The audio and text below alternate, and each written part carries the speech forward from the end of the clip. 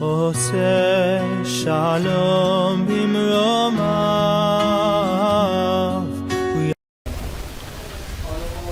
Eretov, queridos hermanos, Shabbat Shalom, Lekulan, Shabbat Shalom a toda la congregación de Nueva Jerusalén, Shabbat Shalom a la distancia a nuestro more, Yanit Bedayam, Shabbat Shalom a los hermanos y hermanas que nos ven y nos escuchan a lo largo y ancho de América, desde Estados Unidos, México, Colombia, Chile, Uruguay, Argentina, hermanos que nos ven, nos escuchan, nos mandan saludos. También nosotros enviamos un afectuoso saludo en el nombre de Yahshua, nuestro Mashiach. En esta tarde de Shabbat nos toca leer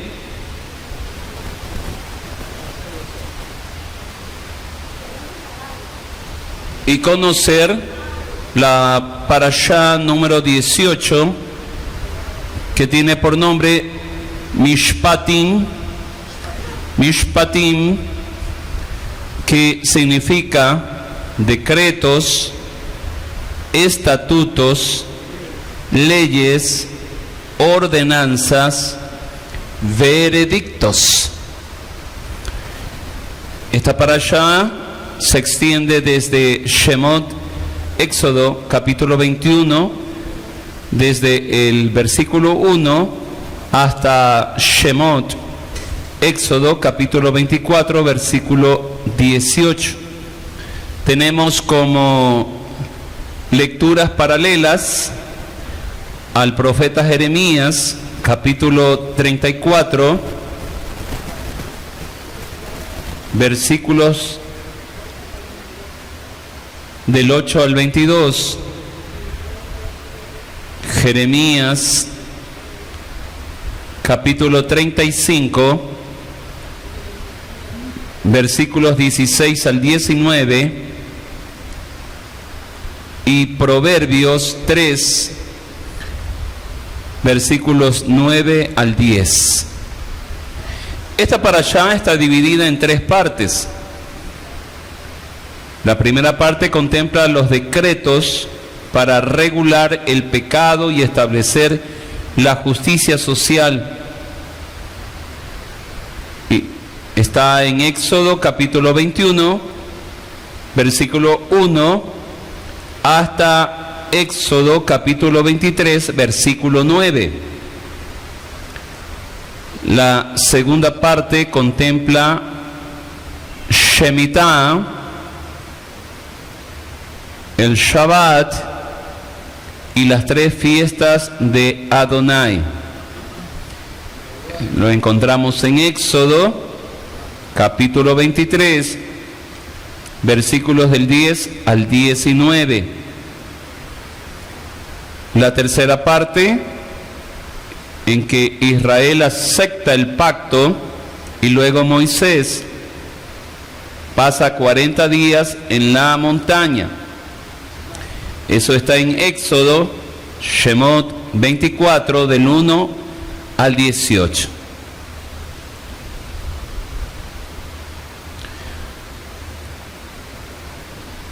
Cuando yo era pequeño, mi mamá nos llevaba a visitar a nuestra abuelita materna, que vivía en un departamento muy pequeño, muy humilde, justo frente al cementerio, en las calles Julián Coronel y Lorenzo de Garaycoa.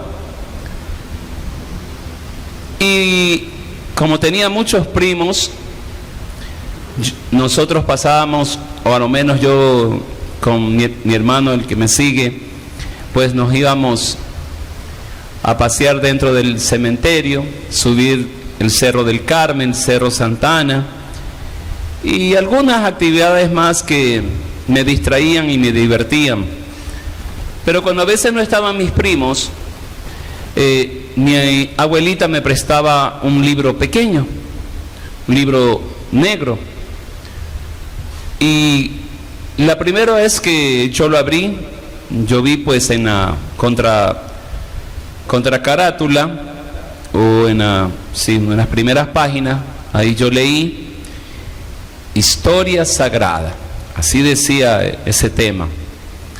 Y este libro nos narraba efectivamente la vida de muchos de los siervos de Yahweh. Especialmente a mí me encantaba leer la vida de Sansón. Yo no sabía nada acerca de la Biblia, ¿no? Sabía y decía historia sagrada, y bueno, sabía o me imaginaba algo relacionado con la Biblia, pero nada más. Pero me deleitaba con la vida de Sansón, de ver su fortaleza, esa fortaleza extraordinaria que le dio Elohim a él. Y así algunas otras historias de los grandes héroes de la Biblia. Entonces nosotros en un primer momento dado podemos tener un primer contacto con alabar de Yahweh. Ese fue mi primer contacto. Cada uno tiene su experiencia, y yo como era pequeño, recién me parece que estaba saliendo en la televisión o en las tiras cómicas, en las revistas, en cambio la vida de Superman. Y yo podía entender por qué Superman tenía superpoderes, ¿verdad? Pero nunca entendía del todo, nunca entendí hasta más tarde cómo Sansón tenía también superpoderes. Así que yo quedé gratamente impresionado con eso. Para muchos de nosotros, en este caso conmigo, pues la Biblia empezó como una historia sagrada. Para algunos niños, para los jóvenes de ahora, ya la Biblia también se ha transformado en un libro de historia, un libro de mitología, un libro de cuentos. Los jóvenes de ahora ven la Biblia como un libro de cuentos, un libro de sucesos que son fantásticos, que son increíbles, que rayan para ellos en la incredulidad. ¿Y esto verdaderamente pasó? ¿No pasó? Entonces lo ponen como un mito. Y lo triste es que ponen a la Biblia junto a la mitología de las otras naciones, a la mitología griega, a la mitología romana, y ponen en el mismo puesto, en el mismo lugar al Elohim de Israel, al Dios de Israel, como en el mismo puesto de los dioses paganos. Hoy más que nunca los jóvenes están en el tiempo de la mayor incredulidad, en el tiempo en que ven y leen la Biblia como algo aburrido, como algo sin sentido, como algo que no tiene o no debe tener la importancia que tiene para nosotros. Los jóvenes de ahora no entienden, no pueden entender por qué tenemos nosotros tanto interés en la Biblia, tanto interés en Dios, tanto interés en las cosas espirituales. A ellos tiene más importancia, más relevancia este mundo. Les gusta este mundo porque, como dijo Tomás, veo y creo, veo y toco, veo y palpo, oigo, escucho y veo la realidad de este mundo. Y obviamente a estos jóvenes de esta generación no tienen la más mínima idea de lo que es el mundo espiritual, o la escasa idea de que el mundo espiritual es algo tan lejano, tan inalcanzable, y que el Dios de Israel es un Dios que vive allá en los cielos y que ve el ir y venir del hombre y no interviene en nada. Porque el pensar de ellos, como el pensar de toda la humanidad, si Dios existiera, Él no permitiría que hubiera tanta maldad. Él no permitiría que existiera el mal. Y eso es el pensar de esta generación.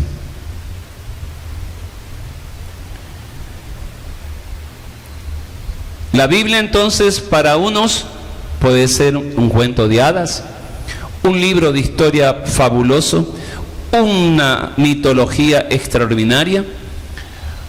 Para otros la Biblia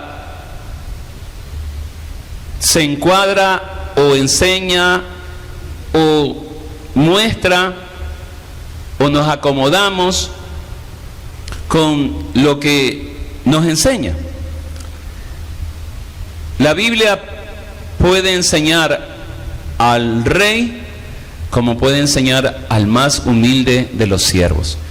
La Biblia puede enseñar al agricultor cómo cultivar, cómo sembrar, en qué hora sembrar.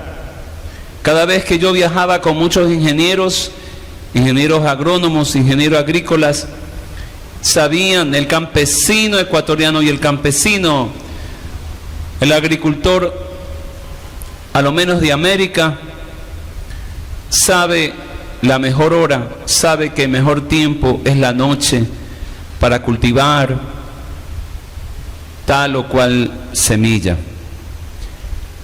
Pero, la Biblia no es solamente para el agricultor. La Biblia también puede ser precisa para el músico. Tenemos a Jeremías que le gusta la lira, tocar lira. Pero tú sabías, Jeremías, que el rey David tocaba la lira, tocaba el arpa, tocaba un instrumento llamado decacordio. Y había muchos instrumentos. Incluso yo tengo ahí anotado y separado que en el tiempo de David ya existía la guitarra. Y para mí fue una sorpresa enorme cuando yo vi ahí la guitarra. A veces dice la guitarra tiene origen español, muchos se las atribuyen, ¿no? Pero ya vi que, y la Torá lo dice, que David ya tenía entre sus instrumentos la guitarra. Entonces, para un músico, conocer estos instrumentos antiguos y modernos ha de ser algo delicioso. Para el poeta, volver a repetir los versos del Cantar de los Cantares. Para el sabio, volver a leer Proverbios, las enseñanzas del rey Salomón. La Biblia tiene un espacio para cada uno de nosotros. Y déjame decirte que la Biblia también tiene un espacio para nosotros los abogados. La Torá, de acuerdo, utiliza la palabra decreto como una de las primeras traducciones de la palabra mishpatim o mishpatim. Y de acuerdo con el diccionario jurídico, decreto es una resolución, mandato o decisión de una autoridad sobre un asunto, negocio o materia de su competencia. También podemos aceptar como un dictamen, un veredicto o una sentencia. Cuando nosotros leemos aquí decretos, ¿verdad? Entonces compila todas estas palabras.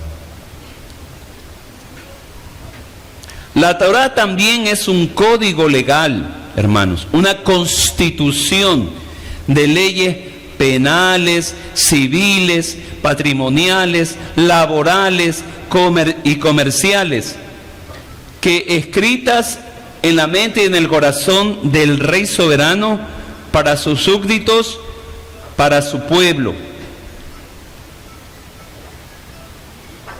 Debían y deben ser comprendidas de esta manera. Estas leyes sociales siempre han tenido como base la justicia y la equidad, que la retribución o el pago por el daño cometido siempre debía y debe ser proporcional y justo. La Torá, al contrario del Código de Hammurabi o al Código hitita o a las leyes que regían en el antiguo Medio Oriente, que protegían los privilegios de las castas dominantes, sancionaban, en cambio, contrario a esto, la Torá y sus leyes sí sancionaban y sancionan tanto al rey como al sacerdote y al ciudadano común por igual, sin diferenciar, sin distinguir a nadie.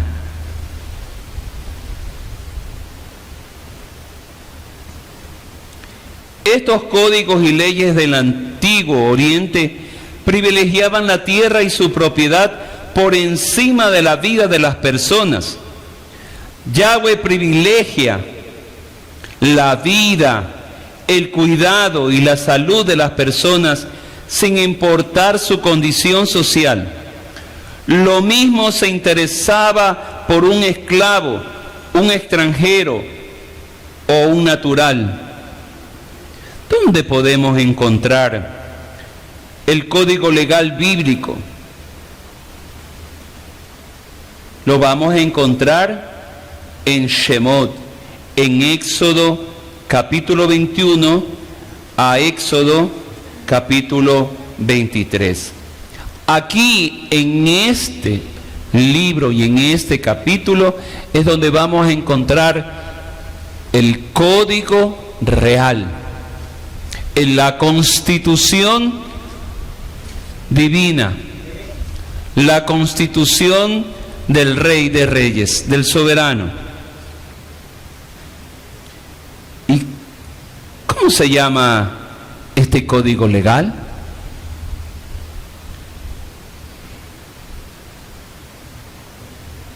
Se llama Antiguo Pacto. En estos capítulos vamos a conocer sobre una gran variedad de eventos jurídicos conocidos como casos. Casos de los esclavos, casos de los animales, casos de la tierra, etcétera, etcétera. Y esto en jurisprudencia se conoce como casuística, causa y efecto. El pecado tiene un efecto. El delito de adulterio conlleva a la muerte. El pecado de homicidio lleva a un veredicto, la muerte. Pero esta infracción que conllevaba a la muerte no la podía hacer un sacerdote simple, común, sino que era sometida al escrutinio y decisión del Sanedrín, porque el Sanedrín era la corte de justicia, la casa de justicia, establecida legalmente por Elohim en Éxodo capítulo 18 y en Deuteronomio capítulo 17. Les invito a que leamos Juan capítulo 8. Y voy a...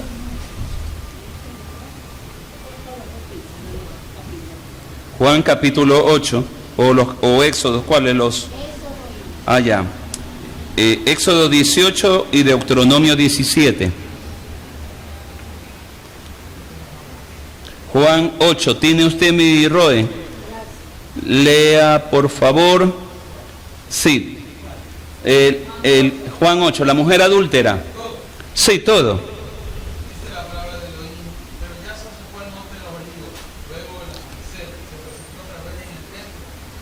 todo el pueblo acudió a él. Entonces se sentó y se puso a enseñar. En eso los escribas y los fariseos le trajeron una mujer que habían sorprendido en adulterio, y poniéndola en medio le dijeron: Rabí, a esta mujer la han sorprendido en el mismo acto de adulterio. Ahora bien, en la Torá Moshe nos mandó a apedrear a las tales. ¿Y tú qué dices? Esto lo decían para probarlo, para tener de qué acusarlo. Pero Yaso se inclinó hacia el suelo y se puso a escribir en la tierra con el dedo. Como insistieron en preguntarle, se enderezó y les dijo: el de ustedes que esté sin pecado, sea el primero en arrojar una piedra. Y otra vez se inclinó hacia abajo y siguió escribiendo en la tierra. Pero cuando lo oyeron, fueron saliendo uno por uno, comenzando por los más viejos, hasta que quedó él solo, y la mujer que estaba en medio.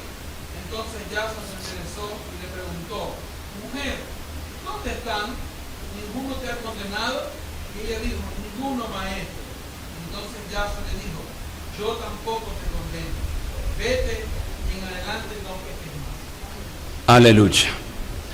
Este pasaje, perdonando la redundancia, nos habla de un caso flagrante, como diríamos los abogados, flagrante, evidente de adulterio.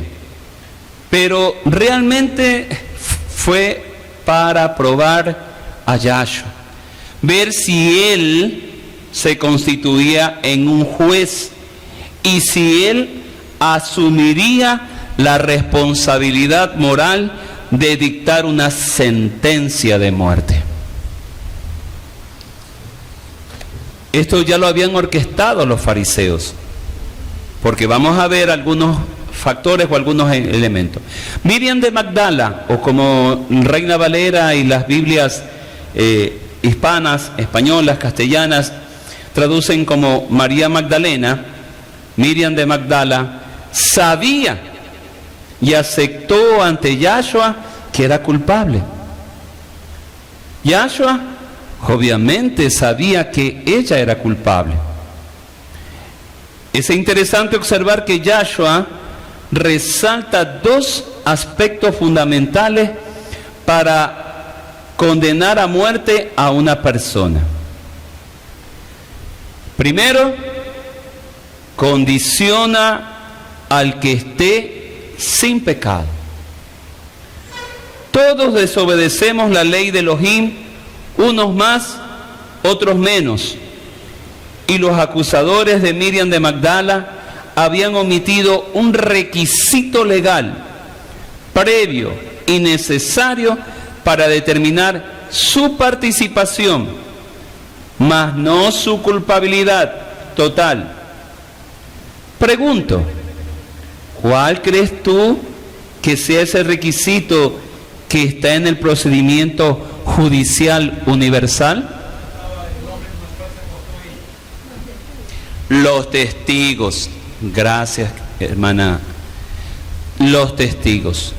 La jurisprudencia universal, el procedimiento legal universal establece la prueba testimonial. En Ecuador, uno de los requisitos para probar un delito es la prueba. En unos casos la instrumental, los documentos, y en otros casos la prueba testimonial. Si no hay testigos, no hay pruebas. Si no hay testigos, y los testigos a su vez tienen que dar un testimonio concordante, tienen que concordar los hechos que se suscitaron en tiempo, en lugar, circunstancias, qué vieron, qué oyeron, de qué percibieron, de qué se percataron. Todo tienen ellos que declarar, y el juez tiene que ver que esa declaración sea una declaración veraz, sea una declaración sujeta a la ley mismo. Entonces, hermanos queridos, efectivamente, aquí la llevaron a la pobre Miriam de Magdala acusada en delito flagrante. Sí, pero no solamente para para matar a una mujer que probablemente, hermanos, haya estado enamorada de un hombre casado. Porque la Torá, y yo invito a cualquiera que me indique en la Torá, si hay algún pasaje, si hay algún comentario, una evidencia en que María Magdalena, estaba casada. Si hubiera estado María Magdalena casada, ¿quién hubiera sido el primero en acusarla? ¿Quién hubiera estado primero ahí en la fila acusándola? ¿Estaba el esposo allí? No estaba el esposo ahí. Entonces, uno puede imaginarse que esta mujer, ¿sí?, se la llevó a una trampa. Se la llevó a una trampa. Y es interesante porque la misma Torá, como lo comenta, dice que los escribas y los fariseos lo llevaron. Y los escribas y fariseos dijeron que la habían prendido, capturado en el preciso momento en el acto. Entonces, si la habían visto en el preciso momento, es indudable que también hubieran visto al varón junto a ella. ¿Ya? Entonces, si de verdad este hecho o este hecho realmente se suscitó, ¿ya? Porque ahorita uno como abogado entonces puede decir, aquí hay una presunción, algo que se presume, pero no se prueba, no se puede probar, o no hay los elementos probatorios, ¿ya? Estos fariseos, estos escribas, entonces podíamos nosotros presumir, como utilizando nuestra mente de abogado, de que los fariseos y los escribas sí conocían al adúltero, y que los fariseos y los escribas lo protegieron, lo encubrieron, le permitieron escapar, porque era tal vez un hombre muy importante. Era uno de ellos. O pudo haber sido hasta uno de ellos, efectivamente, era uno de ellos. Entonces, para probar a Yahshua y para borrar, eliminar a quien sí sabía la verdad, la llevan a María de Magdalena. Entonces, no hay testigo, no hay testimonio. El delito de adulterio es cometido por dos personas casadas, ¿verdad? Casadas. Si lo comete un casado y un soltero, entonces hay adulterio en el casado y fornicación en el soltero. Así que son dos pecados diferentes por las condiciones de cada uno. Entonces, tal vez esta mujer haya estado algo enamorada, era un poco ingenua, como tal vez tantas, que cayó en la trampa precisa para probarlo a Yahshua. Pero como decimos los abogados, sin testigos presenciales, la carga de la prueba se trasladó a la conciencia de hombres culpables. Sus propias conciencias les reprocharon.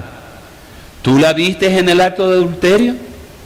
¿Tú escuchaste de ellos algo en el mismo acto de adulterio? Quien esté libre de pecado, lance la primera piedra. Todos eran culpables. Todos eran igual de culpables que ella. Si ella merecía la muerte, ellos también la merecían. No la condenaron porque ellos también se condenarían. El segundo aspecto a destacar son las mismas palabras de Yahshua. Yo tampoco te condeno. La Torá nos habla de que Yahshua no vino al mundo para condenar al mundo, sino para salvarlo. Eso lo podemos leer en Juan 3:17 o Juan 12:47, que lo pueden leer en la casa. Para citar un par de razones, Juan 3:17 o Juan 12:47, para citar un par de razones bíblicas que muestran claramente el rol de Yahshua en este mundo. Pero aquí el rol de Yahshua en este mundo es un rol espiritual. En un caso, su rol, su misión no era condenar al mundo. Hasta ahora su misión no es condenar al mundo. Hasta ahora.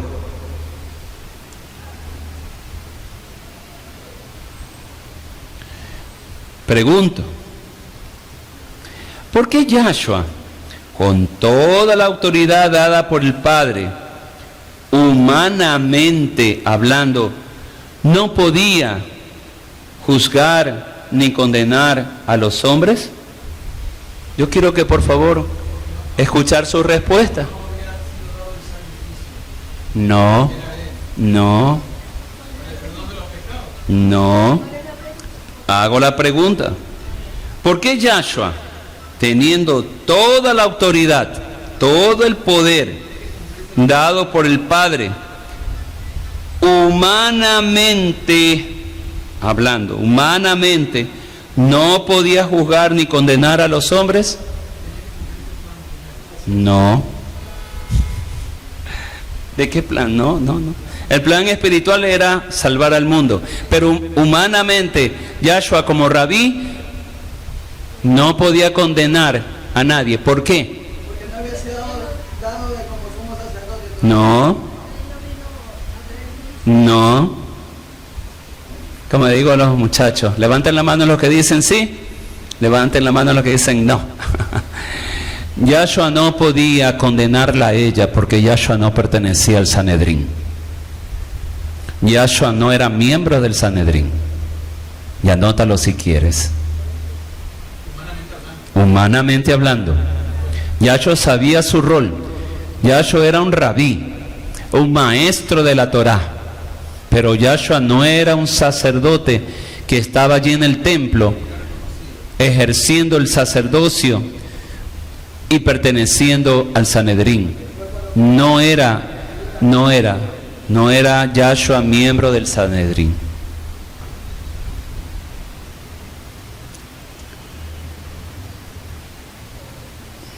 Vámonos otra vez a Shemot, Éxodo 24, vamos a leer del 1 al 18. Shemot 24,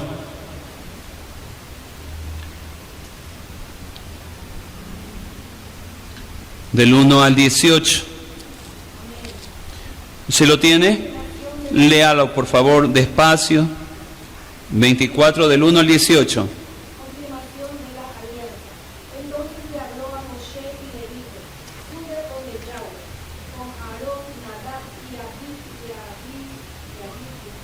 Y Abihú. Perdone, aquí ya están constituyéndose el primer Sanedrín. Aquí está la constitución del primer Sanedrín. Siga.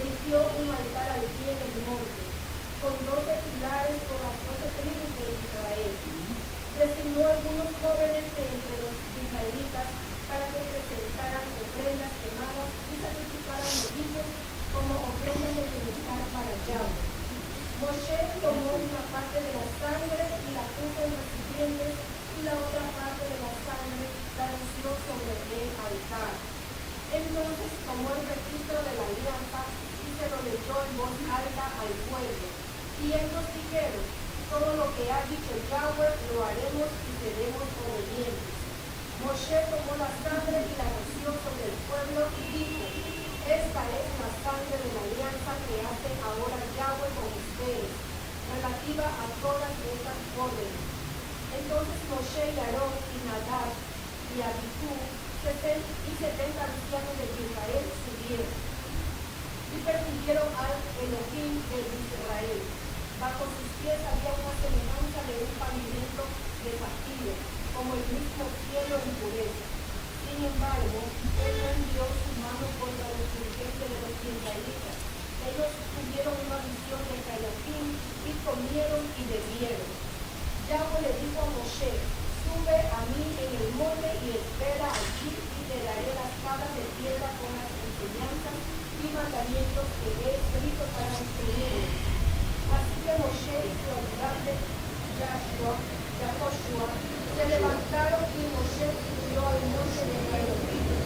A los ancianos les había dicho: espérennos aquí hasta que regresemos a ustedes. Tienen a Aarón y a Hur con ustedes, que todo el que tenga un asunto legal se acerque a ellos. Y después que Moshe subió al monte, la nube cubrió el monte. La presencia de Yahweh hizo morar en el monte Sinaí, y la nube lo ocultó por 6 días. En el 7º día llamó a Moshe del medio de la nube. Ahora la presencia de Yahweh parecía a los ojos de los israelitas como un fuego consumidor en la cumbre del monte. Moshe entró a la nube y subió al monte, y Moshe permaneció en el monte por 40 días y 40 noches. Amén, amén. ¿De qué trata este capítulo? Hermanos, este capítulo, de acuerdo con los estudiosos, nos muestra y enseña 4 pasos para establecer un convenio. Este capítulo es el pacto de Yahweh con su pueblo. Todo lo que acabamos de leer es el pacto de Yahweh con su pueblo y la respuesta de su pueblo a Yahweh. Y vamos a ver, y quiero que anoten por favor, 4 pasos para establecer un convenio. Y me van a decir: uy, esos pasos son semejantes al ya, exactamente. Bien, entonces tenemos el primer paso, la propuesta. Primer paso, la propuesta. Segundo paso, la aceptación. Tercer paso, estipulaciones o votos. Y cuarto paso, ratificaciones. Estos 4 sencillos pasos son los mismos que se emplean para un matrimonio. ¿Quieres casarte conmigo? ¿Quieres ser mi esposa? La propuesta. Sí, la chica dice sí.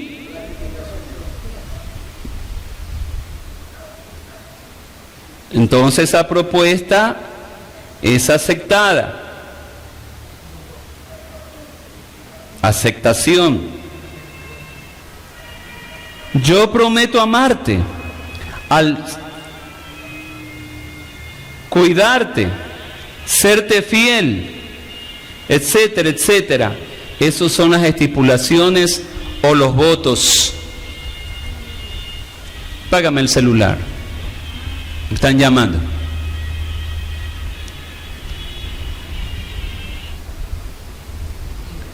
Entonces, cuando yo digo yo prometo amarte, yo prometo cuidarte, yo prometo atenderte, yo prometo protegerte, cuidarte en tu salud, en la vida, en la enfermedad, en todo, ¿verdad? Eso se llaman estipulaciones o votos matrimoniales. ¿Ya? Entonces, si hay relación conyugal con ruptura del himen y derramamiento de sangre, es la ratificación del convenio matrimonial.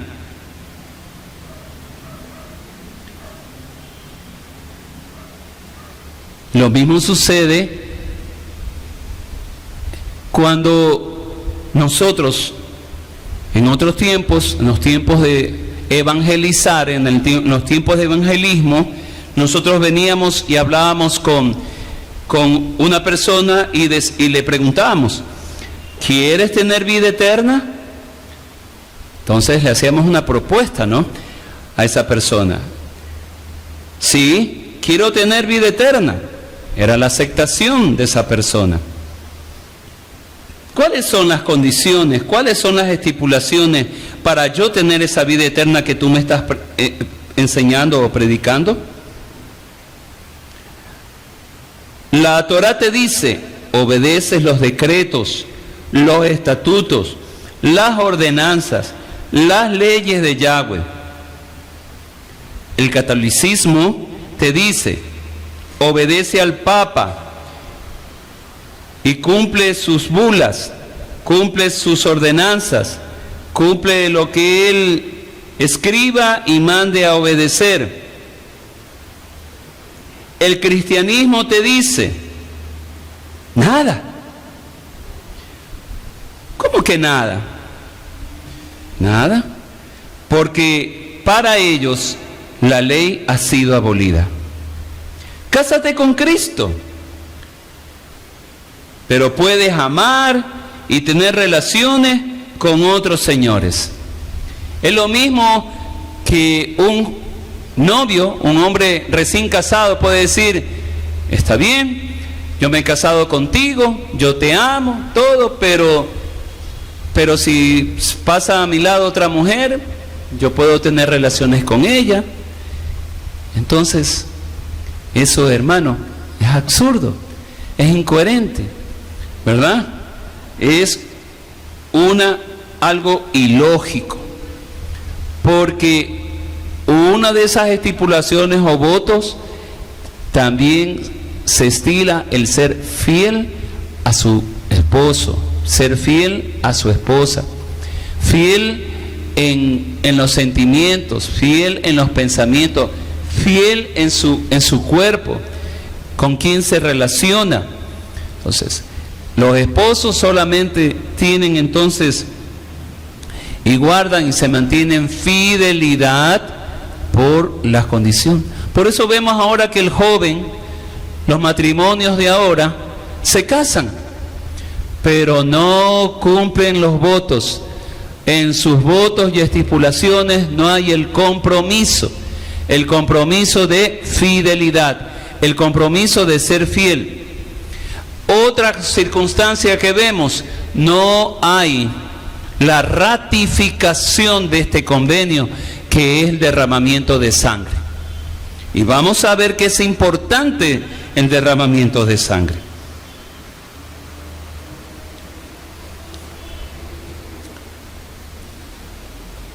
Ahora, de esta manera, sí podemos ir entendiendo lo que significa o lo que constituye Éxodo 24 del 1 al 18, que ya lo leyó la hermana Datia. Entonces, hay un pacto, hay un convenio a manera matrimonial. En ese pacto, en ese convenio, a más de la propuesta, de la aceptación del pueblo de Israel, Moshe sacrificó y esparció la sangre sobre todo el pueblo. La sangre es importantísima. Todas nuestras transgresiones, claro, la sangre, porque dice, sin derramamiento de sangre no hay remisión de pecados. Sin derramamiento de sangre no hay remisión de pecados. Y ya vamos a ver qué significa exactamente la remisión. Ya vamos a ver. Todas nuestras transgresiones profanan el convenio, profanan nuestro matrimonio con Yahweh.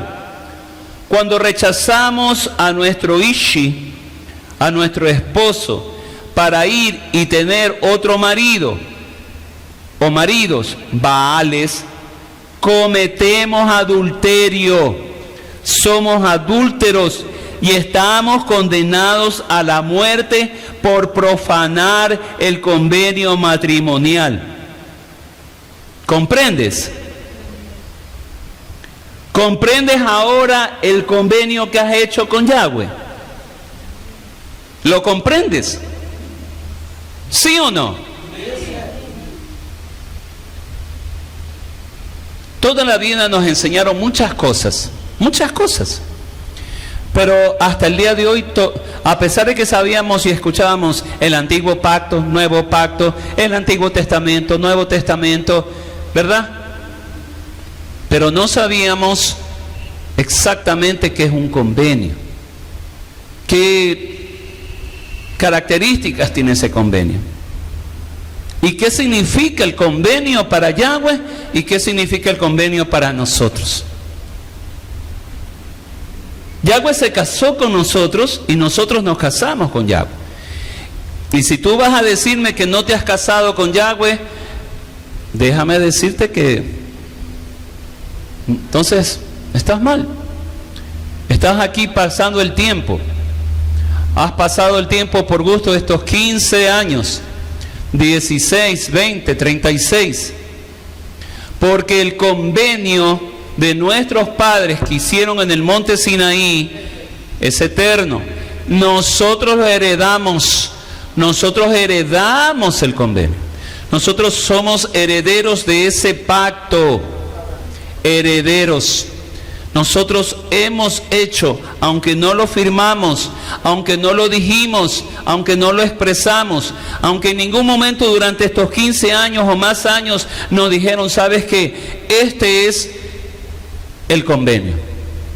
Esto es el convenio de Yahweh. Esto es lo que significa.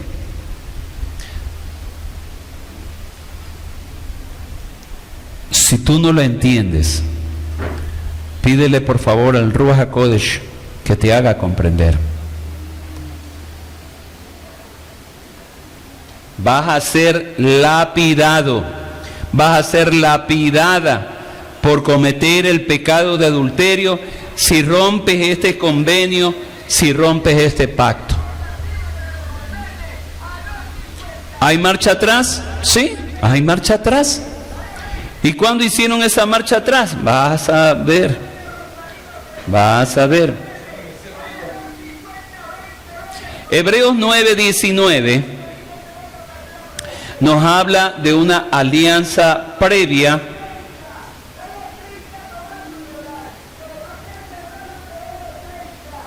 que el pueblo de Israel, Hebreos 9:19, que el pueblo de Israel había hecho en la antigüedad. El rey Sidkiyahu había hecho un pacto. Y eso está en... A ver, seguimos. Sí. Entonces Hebreos 9:19 nos habla de una alianza previa. Ahora estamos bajo una nueva alianza, un nuevo pacto por medio de la sangre del Cordero de Elohim, Yahshua HaMashiach. Y decíamos que no hay derramamiento de sangre si no hay remisión de la remisión de pecados no se da si no hay derramamiento de la sangre. ¿Qué significa remisión? Remisión significa jubileo. Y jubileo significa dar libertad a los esclavos. Y eso está en Mateo 26, 27 al 29. Yahshua vino para liberar a los esclavos, dándoles jubileo, liberación. Shemitah o jubileo, eso significa Shemitah. Jubileo. Ya llegamos a la edad de 50 años, la jubilación, otros 65 años, la jubilación. Pero acá este es el origen, la palabra original de lo que significa jubilar, jubileo y jubilación y jubilado. Toda esta serie de palabras simple y llanamente es la liberación de la esclavitud, Shemitah, liberar a los esclavos. En Jeremías 34, versículos 8 al 11, vemos la historia en que el rey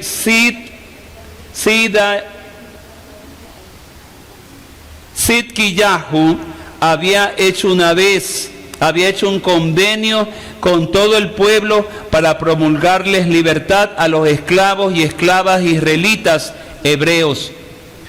Todos los oficiales y el pueblo en general habían acordado dejar en libertad a sus hermanos y en un primer momento los dejaron libres. Jeremías capítulo 34, versículos del 8 al 11. Allí este rey que había comenzado bien, que estaba llevando bien, que estaba obedeciendo la Torá, que quiso obedecer la Torá y quiso y estableció liberar a los esclavos hebreos, esclavos israelitas. Al esclavo israelita, al esclavo hebreo, no se lo podía esclavizar eternamente. Por eso para ellos cada 7 años había la liberación. Eran liberados, Shemitah. Eran liberados por la ley. Tenían que dejarlos libres. Al esclavo, a la esclava y a sus hijos. Y todas las propiedades volvían a su dueño original. Pero, ¿qué pasó? Después algo sucedió. Cambiaron de opinión. Hicieron regresar a los recién liberados para volverlos a esclavizar.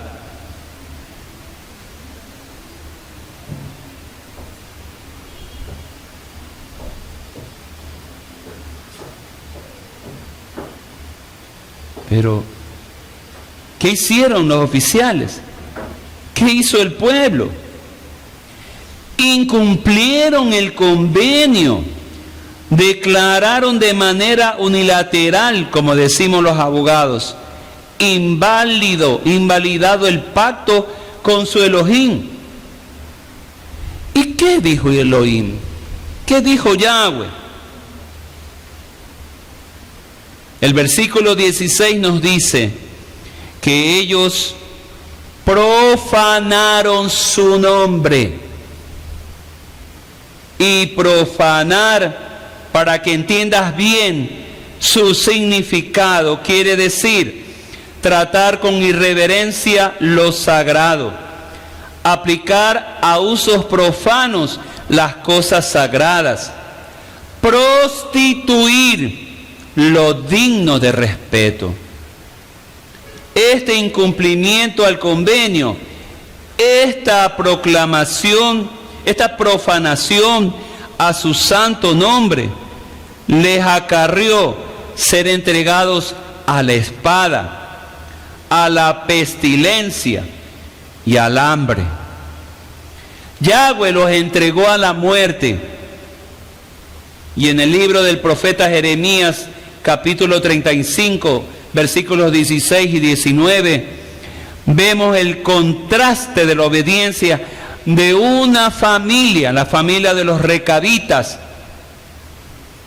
que obedecieron a su ancestro, a su abuelo, a su bisabuelo, a un ancestro de ellos de nombre Recá, que les había prohibido, ordenado, mandado que no bebieran vino. Y ellos no bebieron vino hasta ese momento en que Yahweh le dice a Jeremías, ve, y los prueba Yahweh a estos recabitas. Jeremías los invita a la familia, al templo, a una recámara, a que beban en tazones y en copa vino. Y ellos que dijeron, no beberemos, porque nuestro antepasado nos mandó nos mandó a que no bebamos vino. Y este es el ejemplo que le pone Yahweh de esta tribu, de esta familia que obedeció a un hombre, que obedeciendo un mandamiento de hombre, ellos lo cumplieron. Y esa era la indignación de Yahweh, porque Yahweh no es un hombre, Yahweh es Elohim, Yahweh es Dios en su verdadera acepción y naturaleza. Estaba indignado Yahweh contra ese pueblo, porque si a un hombre lo obedecieron, ¿por qué a Elohim no obedeció ese pueblo? Entonces se llenó de santa indignación y los mandó a espada, los mandó a las plagas, a la pestilencia y al hambre.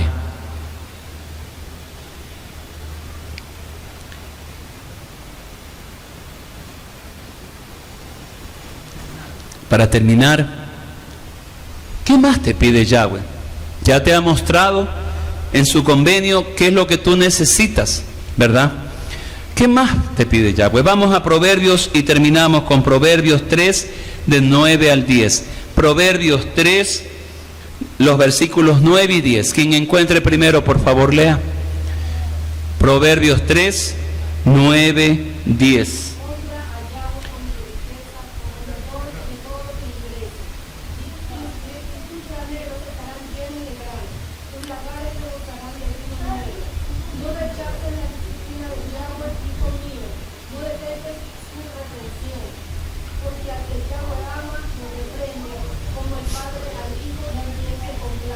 Solamente los dos versículos, 9 y 10.